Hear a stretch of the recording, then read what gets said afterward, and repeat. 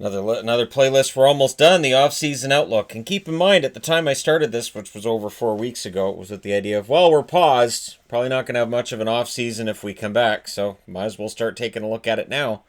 And here we are 30 days later, and we're still kind of in flux. So Arizona's a team that's been in flux for a while. 2012 is on the board. That's the last time they made the playoffs.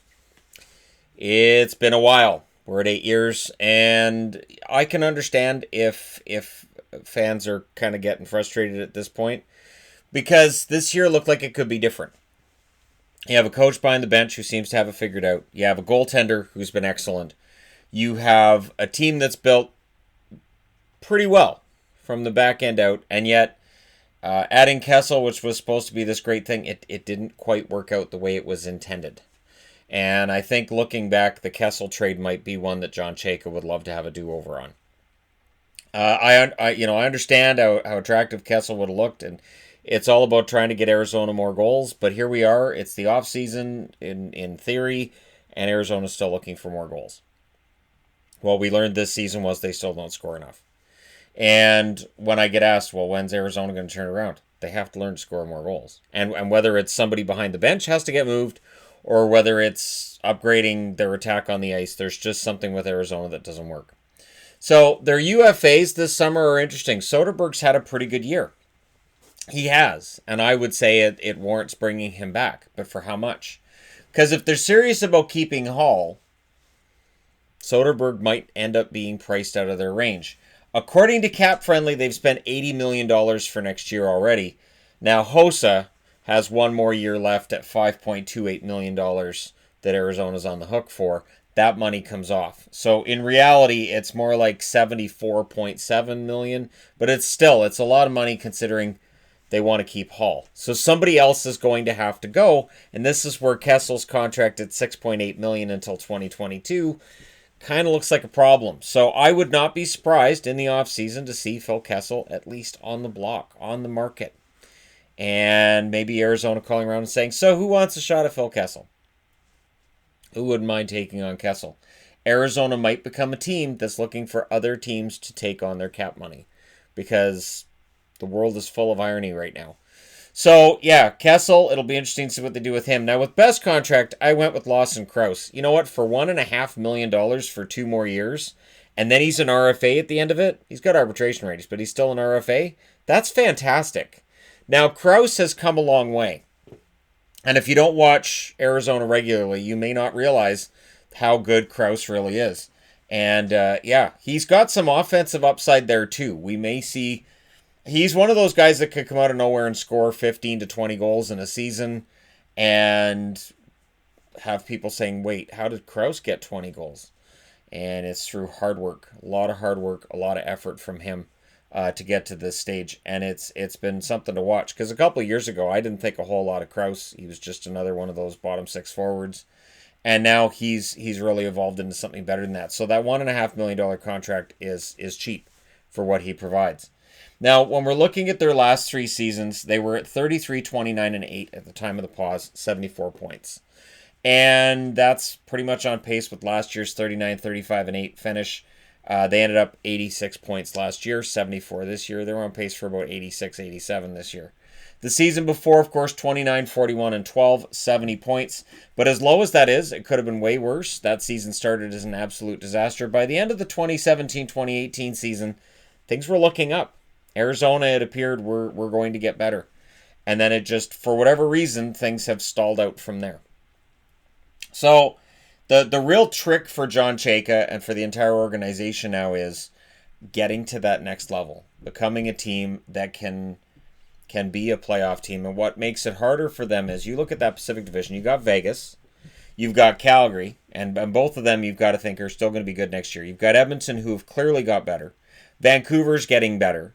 The LA Kings, it felt like they hit bottom this year, and they could absolutely bounce back with some really good young prospects next year. San Jose and Anaheim, you can make an argument that they probably stay mired in mediocrity for another year.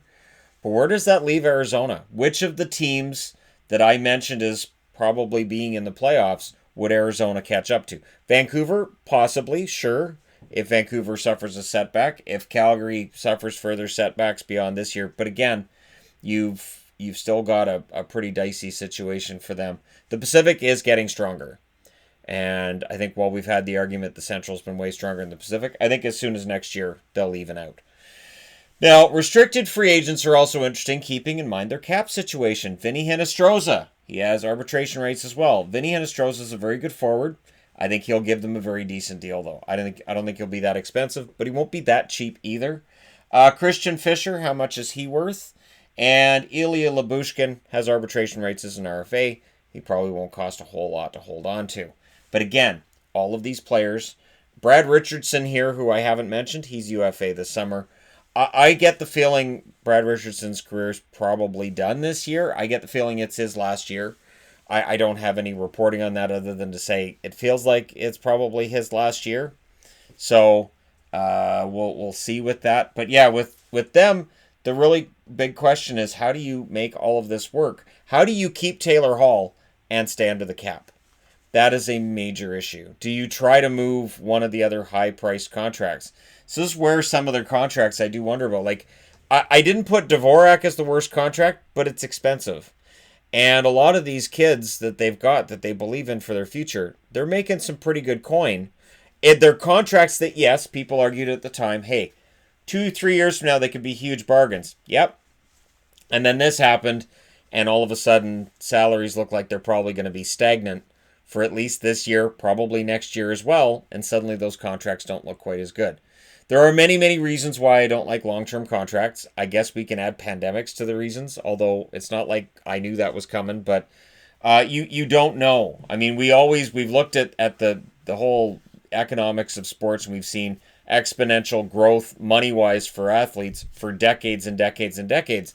But there's going to be a point where you've topped it out, and I did wonder with some of the contracts Arizona was signing about how they were going to get better. And that Taylor Hall signing is going to go a long way to deciding, have they reached that cap? And then trying to improve and sign guys from outside the organization to come in and complement the roster they have. It gets challenging. Again, Arizona's spending money. Alex Mariuello took over a team that is no longer a cheap team. Now, the other interesting thing to me is that when I'm doing the rookie watch part of the board, I wanted to throw in Aiden Hill because both of their goaltenders are still signed for next year and beyond, which is your Antti Ranta and Darcy Kemper tandem. But you get the feeling that Antti Ranta might be available, and whether or not they have faith in Aiden Hill as the backup is going to go a long way to deciding that. I like Aiden Hill at the NHL level. I know his AHL numbers have been an adventure. I think Hill can be a decent enough backup, but how Arizona feels about that, how John Chayka feels about that, could go a long way to deciding their future. Because again, if they make Ranta available, there are going to be teams that make offers. The one thing that's going to hold Ranta's value down a bit, he does tend to get injured. And those injuries can be lengthy. But they may be able to find a taker, and they may be able to strengthen another part of their roster that way. So when I'm looking at their rookies, Braden Burke stands out as a guy who had a decent season this year in the AHL. He appears to have hit his stride. Maybe it's his turn to come up and get a shot, a la Connor Garland, that kind of came out of nowhere and became a pretty darn good player for them. Victor Soderstrom, who does he play this coming season? Does he play in the AHL? What's going to happen with him? I think Soderstrom has a good chance of playing for the team. Again, with Arizona, the effort's always there. It's that top-end talent that I don't know if they have enough to really make that push for the playoffs. It's never been a question of effort with the Arizona Coyotes, even going back to 2 years ago. This wasn't a lack of effort. This was just not a fantastic team. Jan Jenik, I've got here, or Jan Jenik, if you want to Canadianize it or Americanize it.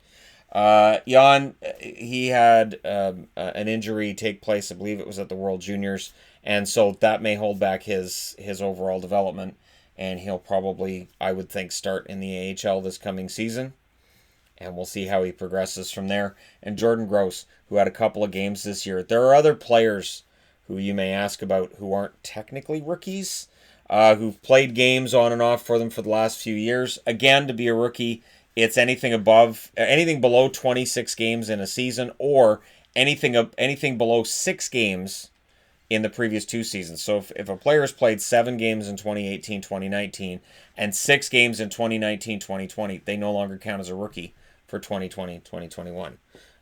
Pretty sure those have been the numbers most of my life watching hockey, and I don't think those have been changed for a very, very long time.